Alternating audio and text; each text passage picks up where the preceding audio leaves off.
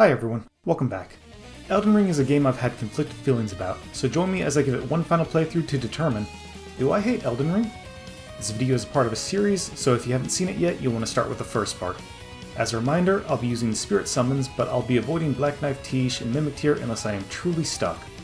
I'll also be avoiding commonly considered broken tools like Hoarfrost Stomp, Moonveil, and Comet Azure.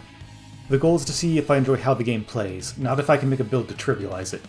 Last time we finished up our time in Liurnia. This time we've actually been given a direct lead to the next place we need to go, so we're heading to the Siofra River Well to see what we can find. With that, let's get back into it. This should be a shorter section. There's a limit to how far we can go until Radahn is defeated, or at least how far I want to go. I could avoid all the other bosses if I wanted, but that's not what I'm trying to do here. There is a Remembrance boss here, and I'm trying to hit as many of those as possible. First, we have to get there.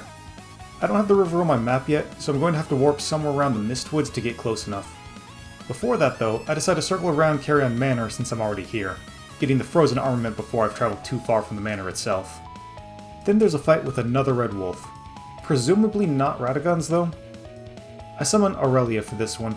Latina would probably not last with the speed the wolf moves, and I'm forcing it away from the other wolves that surround it. I tried to start the fight on Torrent, and it looks like it'll be effective to keep me out of danger for a bit, but ultimately I'm knocked down and have to continue the fight on foot. This thing still has the habit of jumping far distances away, continuing the annoying gimmick of having to chase bosses down. What it doesn't have is a giant flaming blade. It's lost, really.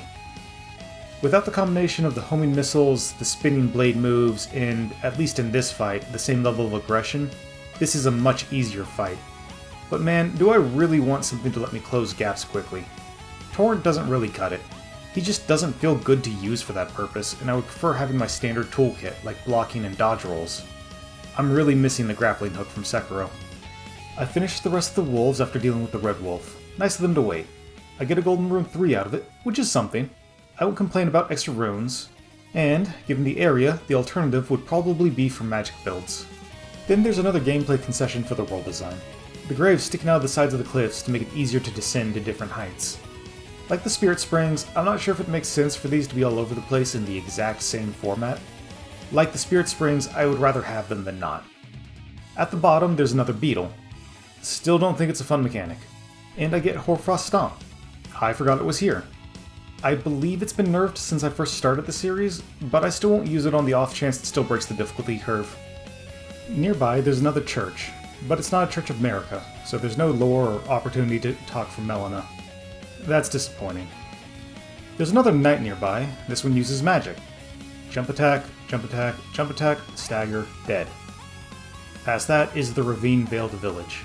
It's a smaller area, but I like the environment design as you approach it.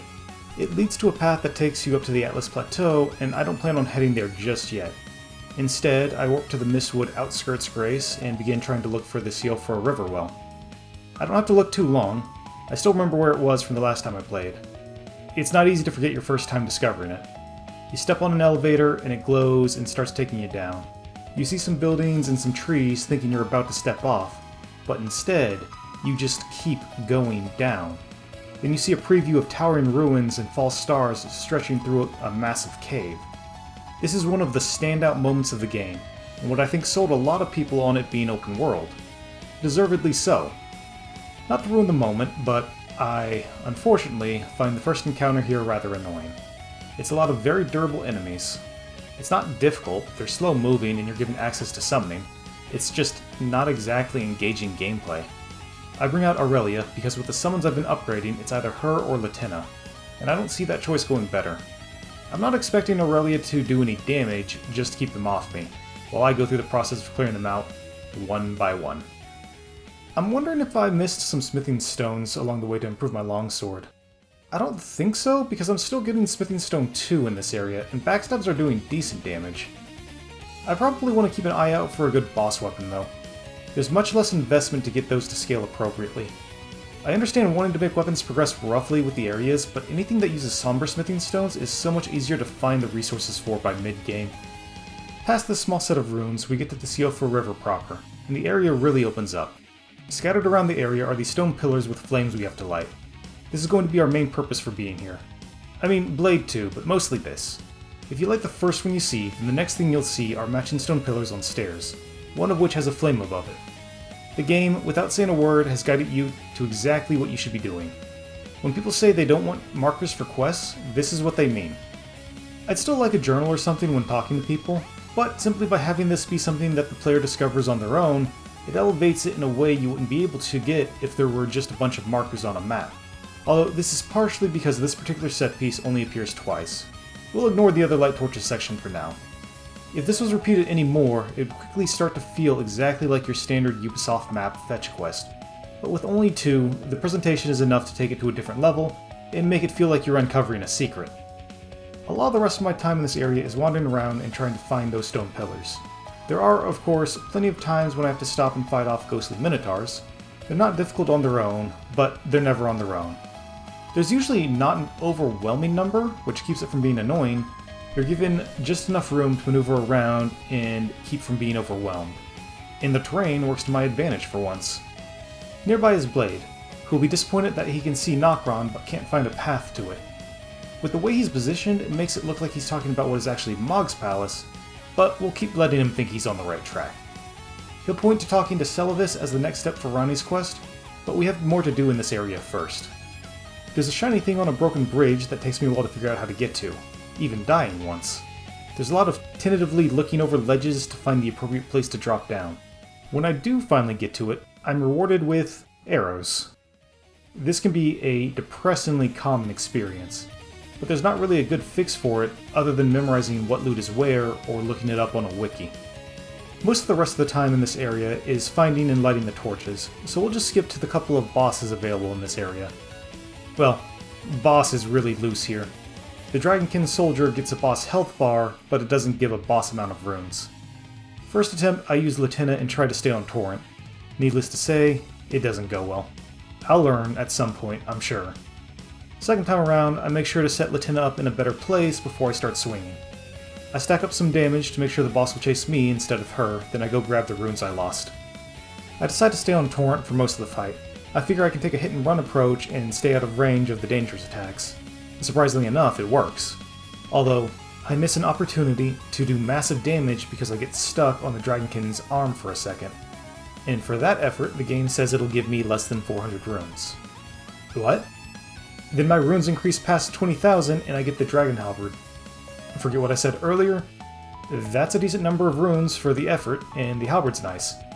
But what a weird glitch for the runes. I wonder what caused that. Well, the Halberd looks like a decent strength weapon, but I'll need to increase my strength a bit. I don't notice the number of runes I have while I'm playing, so I keep wandering around to get the torches lit. When I do find Grace, I'm able to increase my flasks, and I realize I have enough for a level. I could put it into strength, but I don't want to learn a new weapon on a boss, and I want to be around Vigor 40 by the time I'm out of Caelid, so I put the point into Vigor instead. When I light the last stone pillar, I get the message, "Power gathers somewhere in Horned Remains." Like other messages, it prevents me from doing anything but move until I dismiss it, and I'd rather it didn't. Finishing up the area, we have the fight with the Ancestral Spirit. It's really easy. Latina makes it even easier. But easy doesn't make it a good fight. I don't think it's a bad fight. The attacks are clear to read, it's not overbearing, and it doesn't have an awful gimmick. There's just one small problem that lowers my rating for it. The Ancestor Spirit stands above you on spindly little legs, and the camera is locked directly on the center of the model. It isn't uncommon to be directly next to the boss, only to swing at empty air. Which is a shame because the Ancestor Spirit otherwise acts like a classic Souls boss, where it's more about good positioning than it is quick reactions. Ah well, I like the music at least.